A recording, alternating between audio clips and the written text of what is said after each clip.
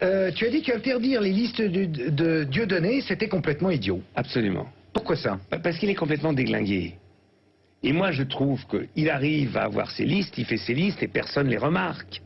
Hein, mais que, ou il est déchu de ses droits électoraux et il fait pas de liste, ou il a le droit de faire une liste parce qu'il est inscrit ici, ceux qui sont sur sa liste ont le droit passivement et activement de voter, on n'a pas le droit de leur interdire. C'est pas, je dis, ça pue, mais s'il fallait interdire tout ce qui pue de ce bas monde, ouais, il n'y a pas beaucoup de monde dans la rue. Le lobby sioniste, un argument classique des antisémites. Tout comme d'ailleurs l'incapacité des juifs à se remettre en cause. Quand avec un Français juif sioniste, tu commences à dire il y a peut-être des problèmes qui viennent de chez vous, vous avez peut-être fait quelques erreurs, c'est pas systématiquement la faute de l'autre totalement si personne peut vous blairer partout où vous mettez les pieds, parce qu'en gros c'est à peu près ça leur histoire, tu vois. C'est quand même 2500 ans que chaque fois qu'ils mettent les pieds quelque part, au bout de 50 ans ils se font dérouiller. Tu vois, donc il faut se dire c'est bizarre, c'est que tout le monde a toujours tort sauf eux. Le mec il se met à aboyer, à hurler, à devenir dingue, tu vois. Et tu peux pas dialoguer. Des convictions violentes que l'on retrouve dans le spectacle de l'humoriste. Il y a chez Dieudonné une évolution absolument incroyable d'ailleurs, puisque vous vous rappelez qu'il s'était présenté au municipal à Dreux contre Marie-France Stirbois, le péniste, en dénonçant ce qu'il appelait le cancer du Front National. Et depuis 2004, Dieudonné s'est rapproché complètement de l'extrême droite. Enfin, s'est intégré à l'extrême droite. Jean-Marie Le Pen est le parrain de sa fille, qui a été baptisé par l'abbé Laguéry, qui était le chef de file des intégristes. Et de surcroît, le 26 décembre dernier, dans son spectacle Zénith, comme vous le rappelez, Dieudonné a accueilli sur la scène Robert Faurisson, qui est le champion du négationnisme, pour lui faire remettre un prix de l'insolence par un comédien habillé en costume de déporté. Bon, on est vraiment dans le négationnisme, dans l'antisémitisme, le plus odieux. Et il est obsédé par cela, Dieudonné, maintenant. Bon, alors il veut présenter des listes dites antisionisme. Enfin, chacun voit bien ce qu'il y a derrière ce mot antisioniste. Alors, si on se fonde sur le droit, la réponse n'est pas extrêmement simple, mais tout de même. La loi du 1er juillet 1972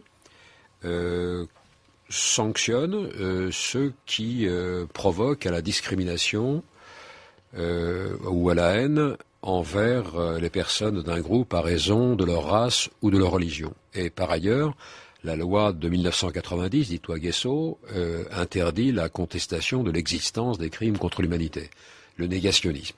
Bon, et Dieudonné a été condamné déjà à 3 reprises pour ses propos antisémites. En réalité, on sait bien que cette campagne que va faire Dieudonné va être une campagne antisémite. Elle va l'être, très, très évidemment, même s'il n'emploie pas le mot dans sa déclaration de candidature. Imaginez qu'il y ait par exemple des listes contre le panarabisme. Bon, alors on dira le sionisme est une idéologie, c'est pas le fait d'être juif. Le panarabisme est une idéologie, c'est pas le fait nécessairement d'être arabe. Mais on joue sur les mots en disant ça. On sait bien ce que ça veut dire et ce que les électeurs entendront et ce que Dieudonné veut faire entendre. Et j'ajouterais un dernier point au point qui est préoccupant aussi, c'est que, comme vous le savez, les listes européennes, si elles atteignent un certain seuil, obtiennent un financement public. Ça veut dire que l'État, et en fait les contribuables, qui sont dans leur immense majorité antiracistes, seraient obligés de contribuer à financer une propagande raciste. Une propagande raciste et des propos qui sont sanctionnables par le code pénal. Donc ça fait beaucoup d'éléments pour s'interroger sur la recevabilité de telles listes. Les gens qui disent que pour la démocratie, c'est important que Dieudonné se présente et que plus on l'interdit, plus on le victimise et qu'il faut que le débat, il ait lieu. Ça va être un débat sur l'antisémitisme, en fait. Ça va pas être un débat sur l'Europe, ni même sur la politique intérieure française. C'est un personnage, c'est un bouffon triste. Je ne crois pas que, je crois pas que la vie politique française ait besoin, dans son débat, que l'on agite des thèmes complètement régressifs du passé, etc. Je ne pense pas que ça ajoute à la démocratie, je pense que ça retranche à la démocratie. Franchement, moi, Dieudonné, je vais dire un truc, moi, En tant qu'artiste, franchement, comme tout le monde, quoi. Le mec, il est drôle, il est brillant et tout.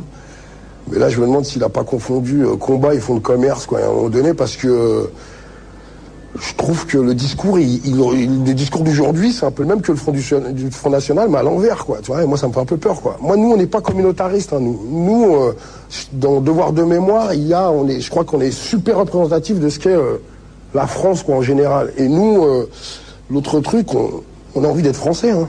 On est né en France, la France nous a fait, on est français, quoi. On a envie d'être français, on a juste envie que ça se passe un peu mieux, qu'on le respecte un peu plus. Quand on nous parle de colonisation, la colonisation déjà, ça va à l'encontre de la démocratie, de la morale, de toutes les valeurs que défend normalement la République, quoi, à la base. Donc nous on s'élève contre ça, mais on n'a pas envie qu'il y ait une guerre des mondes, quoi. Surtout pas, quoi.